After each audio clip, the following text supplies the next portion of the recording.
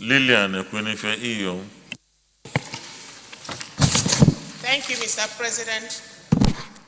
Mr. President, distinguished colleagues, my name is Senator Uche Ekwunife Iyo.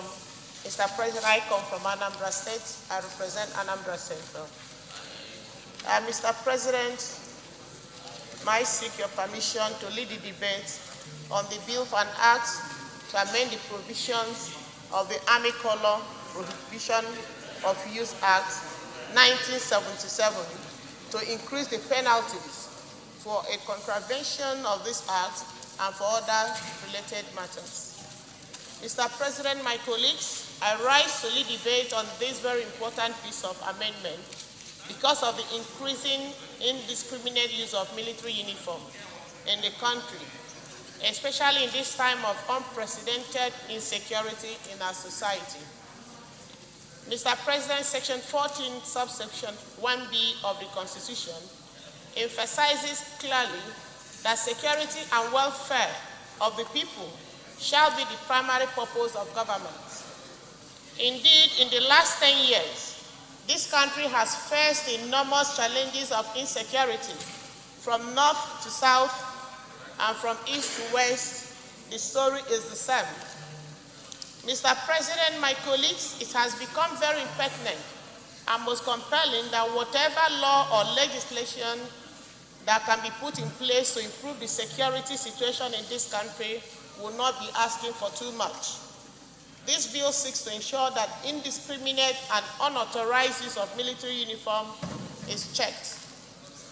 This amendment, as captured in Section 2, subsection 1 of the Principal Act, Army Color Prohibition of Use Act 1977, has become very necessary because in recent times you run into people wearing military combat uniforms in public places, and you begin to wonder whether they are truly military men or not.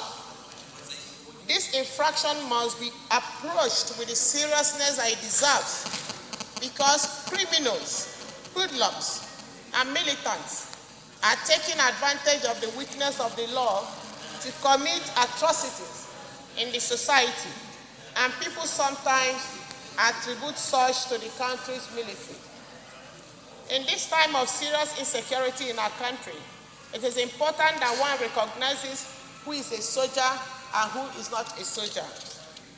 Mr. President, my colleagues, this amendment seeks to increase the fine for violation of the Principal Act from 200 naira to 500,000 naira, and not less than 1 year imprisonment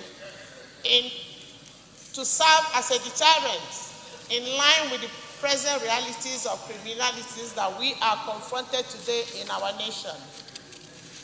Mr. President, my colleagues, it is my strong belief that you all will support this very important amendment, because it is very important we do that now, looking at the insecurity challenges we have.